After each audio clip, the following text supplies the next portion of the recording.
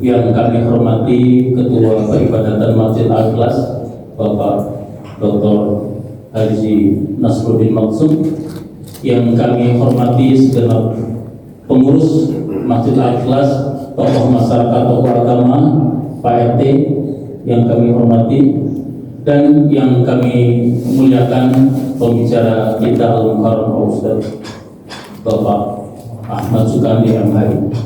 Jamaah rahimakumullah, tidak terasa hari ini sudah memasuki 1 Zulkaidah 1447 Hijriah. Syawal telah kita tinggalkan hanya hitungan beberapa jam yang lalu. Mudah-mudahan hari demi hari kita termasuk hamba-hamba yang salih. Hamba yang salih adalah hamba yang senantiasa berikhtiar untuk mendekatkan diri kepada Allah Subhanahu wa taala. Maka tema pada pagi hari ini adalah apa sih perbedaan dan tingkatan hamba-hamba yang salih. Jamaah rahmatullah, mendapatkan keberkahan dari Allah Subhanahu wa taala. Mari kita buka majelis yang mulia ini dengan bersama-sama membaca lafaz basmalah. Bismillahirrahmanirrahim. Kepada Al-Mukarram Al-Ustaz Ahmad Sukandi, silakan.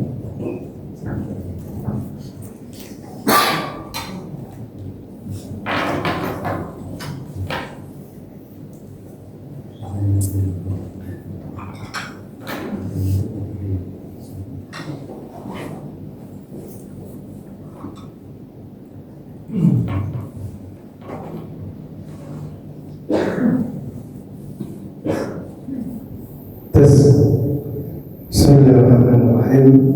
Assalamualaikum warahmatullahi wabarakatuh.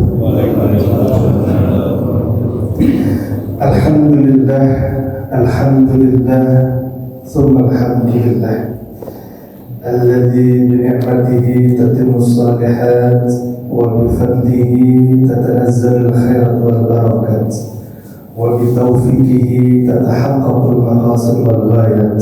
أشهد أن لا إله إلا الله وحده لا شريك له وأشهد أن سيدنا محمدا عبده ورسوله سيد السادات. اللهم صل على سيدنا محمد صلى الله عليه وسلم وعلى آله وأصحابه أجمعين. أما بعد. Fadilatul Ikram yang kami hormati, yang kami muliakan, Bapak Haji Antoni dan Bapak Haji Nasruddin, yang kami hormati bapak-bapak, ibu-ibu, hadirin hadirat yang semuanya dimuliakan oleh Allah Subhanahu wa taala.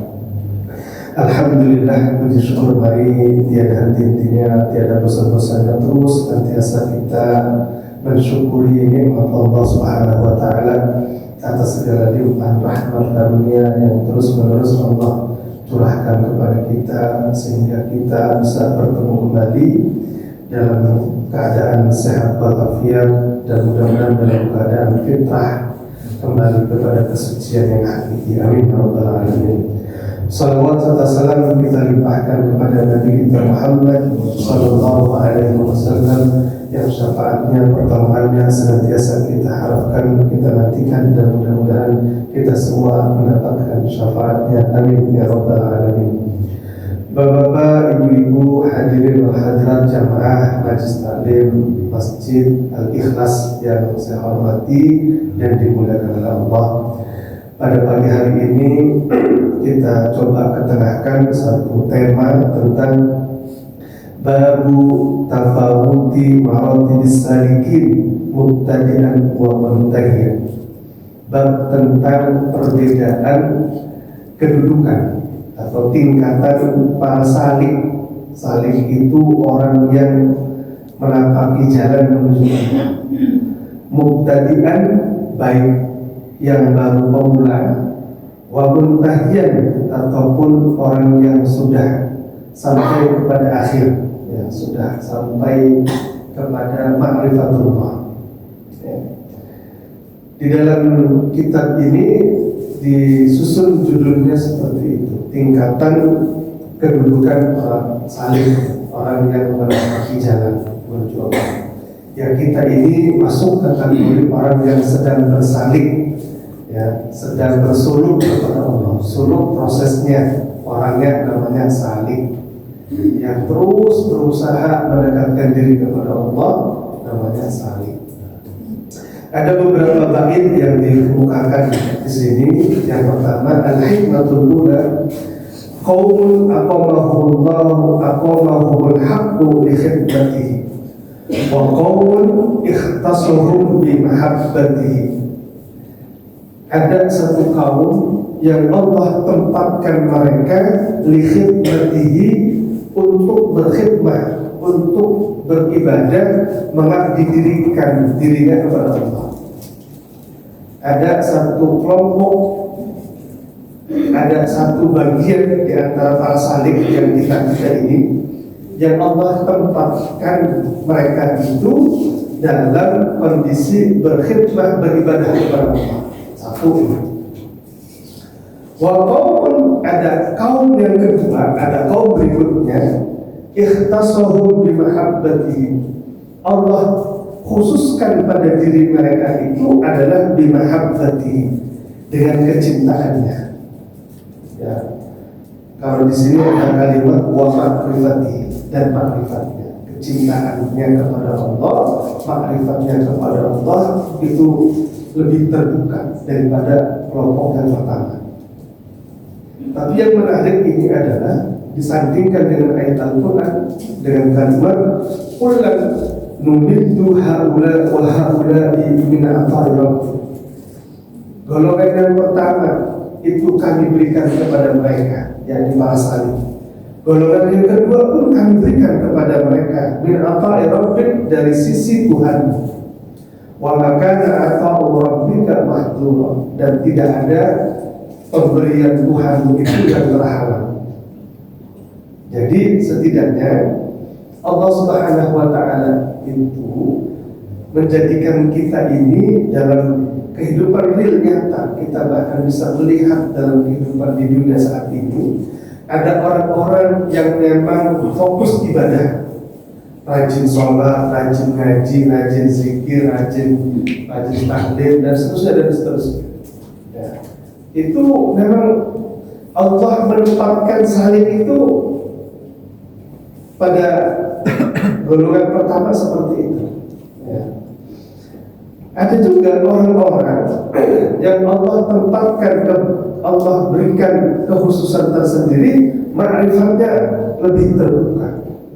Kalau berbicara amalan zahirnya tidak lebih tinggi, tidak lebih banyak daripada orang yang pertama, tidak. Tapi ma'rifatnya, mahabbahnya, kecintaannya kepada Allah, mahabbah cintanya kepada Allah itu kan karena ma'rifatnya sudah terbuka.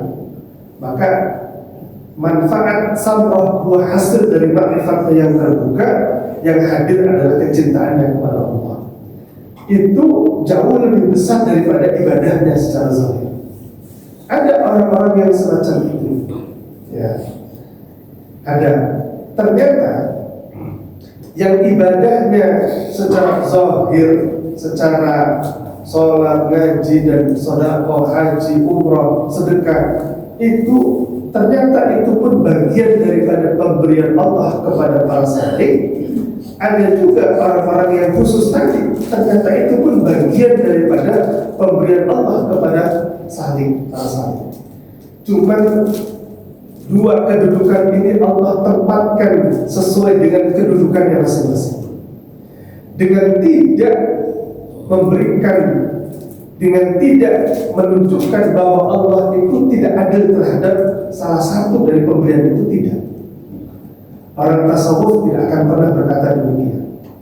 Orang yang sedang menapaki jalan Allah tidak akan pernah muncul terlintas dalam dirinya bahwa yang pertama itu adalah amalan zahir tidak lebih baik daripada amalan batin. Ya.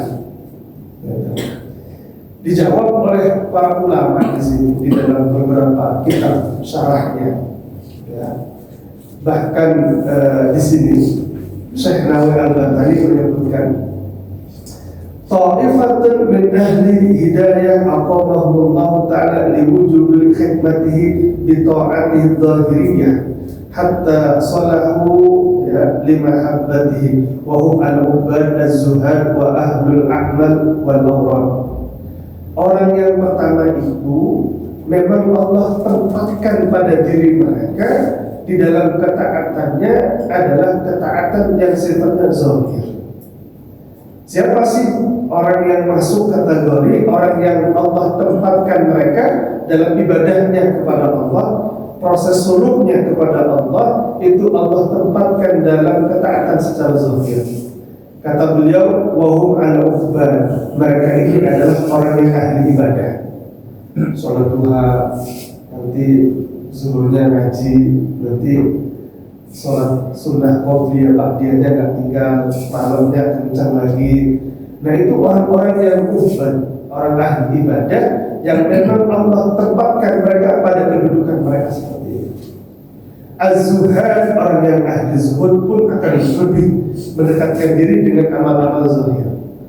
Wa ahlul a'mal, sama ahlul a'mal, orang yang senantiasa berbuat kebaikan. Wal awrad, orang yang senantiasa berbuat ketaatan dalam bentuk zikir dan seterusnya. Ya, kalau boleh saya katakan, ya kita inilah yang disebut dengan ahlul khidmah, orang-orang yang sedang ditempatkan oleh Allah dalam kondisi ibadah kita, ketaatan kita dalam bentuk zahir. Ya. Yang kedua, wa ta'ifatun min ahli inayah ikhtasarullah ta'ala bimahabbati wa ma'rifatihi.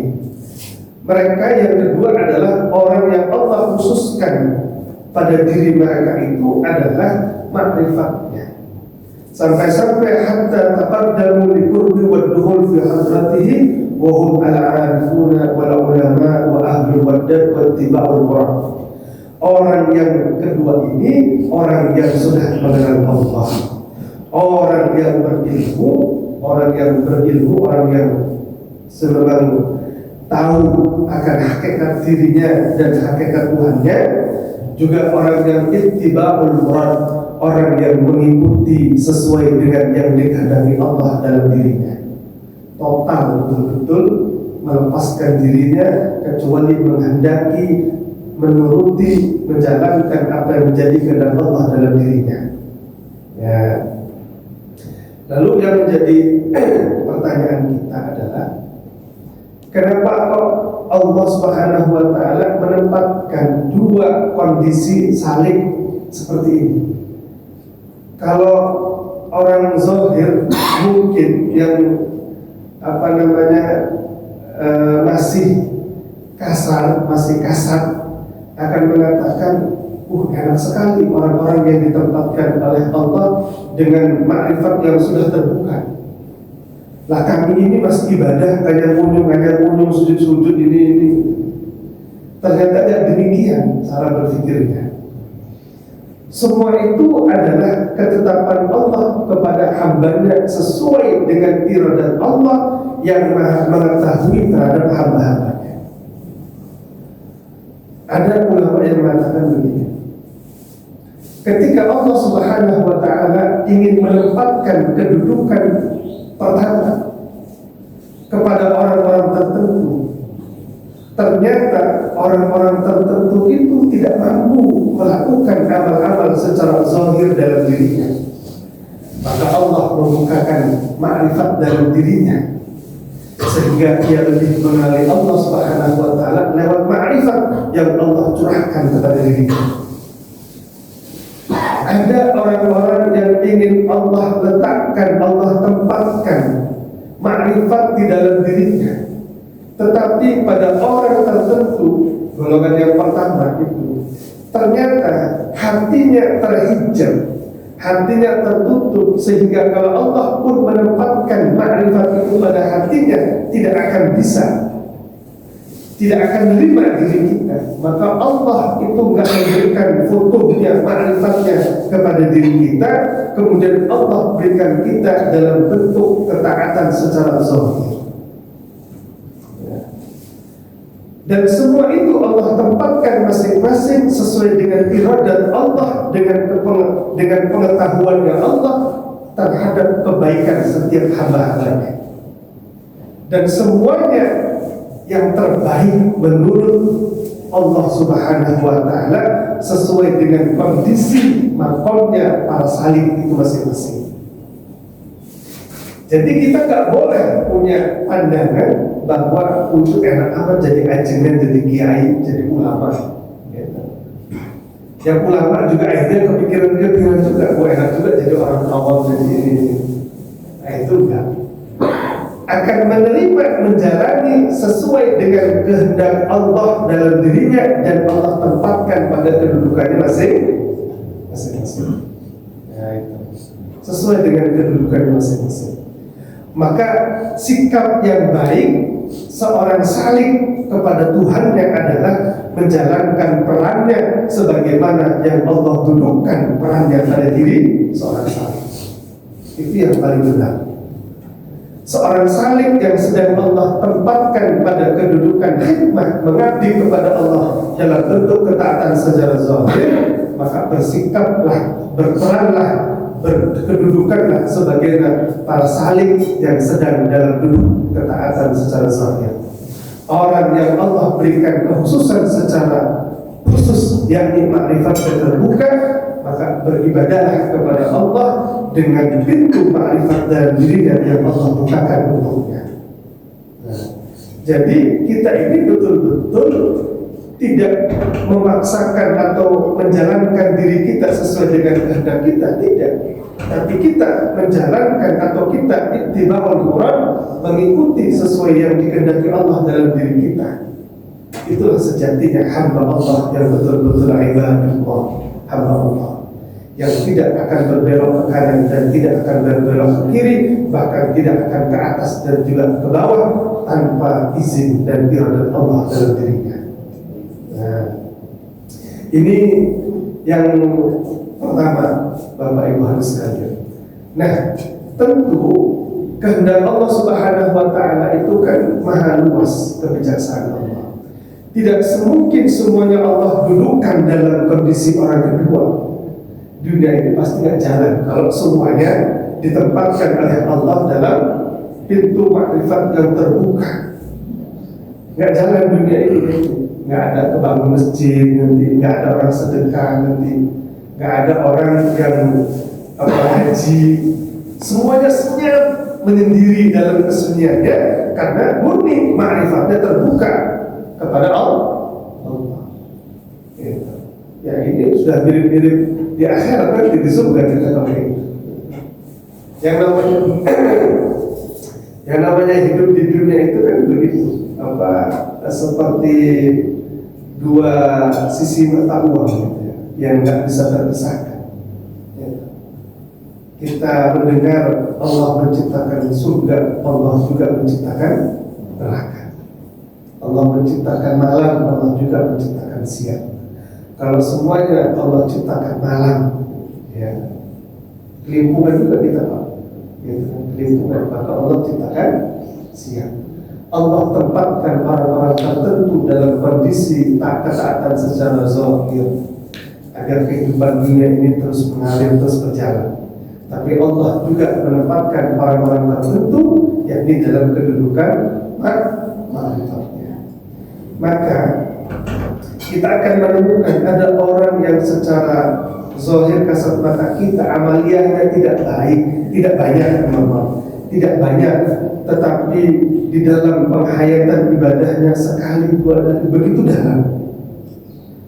dalam, kalimat-kalimat yang keluar dari mulutnya penuh dengan hikmah, setiap langkahnya enak menyejukkan. Padahal kalau kita amati amaliyah secara zahirnya tidak banyak kita lihat. Tapi ada orang-orang tertentu yang memang Allah berikan ketaatan secara zahir, tapi tidak nampak manfaat dalam dirinya. Ya.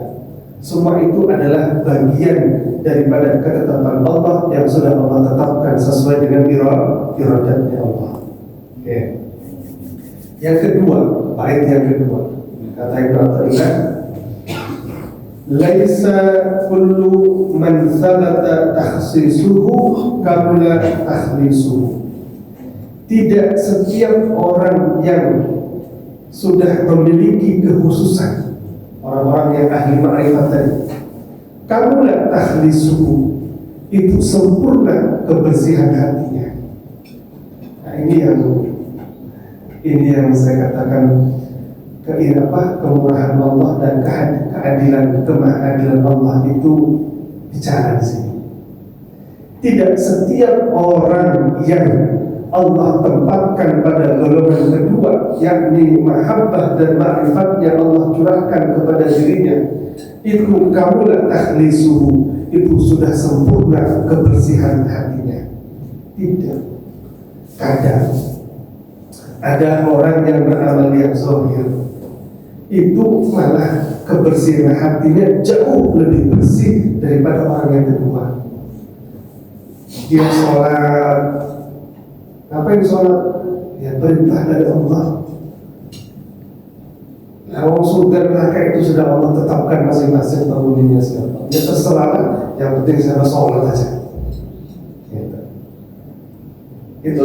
Itu namanya kamu dan takhlisu. Dia murni semata-mata, tidak ada pikiran apa-apa kecuali menjalankan perintah Allah. Itu yang dimaksud dengan takhlis, kebersihan hatinya. Kebersihan hatinya.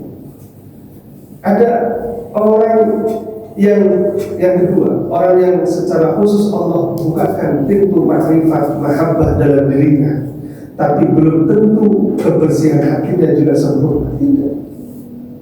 Atau misalkan ada orang yang Allah tempatkan pada kedudukan makrifat, pada kedudukan nilai-nilai kebatinan yang tinggi, tapi dalam dirinya kemudian memandang, dalam dirinya terbesit bahwa orang yang belum menduduki kedudukan seperti kedudukan yang ada pada dirinya itu adalah orang-orang yang jauh dari Tuhannya, orang-orang yang belum baik dalam pandangan Allah, orang-orang yang jauh dari rahmat Allah, orang-orang yang belum menduduki kedudukan mulia dari sisi Allah.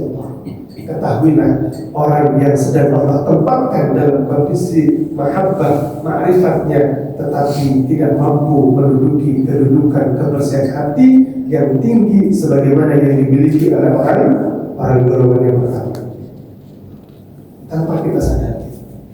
Maka bisa jadi orang yang golongan pertama yang Allah tempatkan dalam kondisi ketaatan secara zahir, itu kedudukannya lebih tinggi di sisi Allah daripada orang yang Allah tempatkan makrifat dalam dirinya. Semua itu adalah man kamula takhlisu, orang yang sudah memiliki kesempurnaan hatinya. Nah, maka pernah kami ceritakan satu kisah seorang sahabat yang ibadahnya biasa-biasa aja, Pak. Gitu. Ibadahnya biasa-biasa aja. Kata Nabi, sayati rajulun min hadzal fajr wa huwa min ahli jannah. Nanti ada sahabat awal nih katanya, itu penghuni surga, kata Nabi. Sahabat ini heran ya. Abdullah bin Amr bin As ini penasaran, memang apa orang ini sampai Nabi nyebutnya ahli surga. Ditelisiri, diselidiki, sampai nginep ke rumahnya, ingin tahu amalan apa yang dilakukan. Amalannya biasa-biasa aja, Pak. Wayanya sholat, waya ngaji, waya zikir-zikir, semuanya biasa-biasa pada rumah. Ternyata amalannya, kata sahabat yang disebut Nabi ahli surga, inni la ajidu fi nafsi khashyan wa la hasadan ala khairin adallahu yawmul muslimin.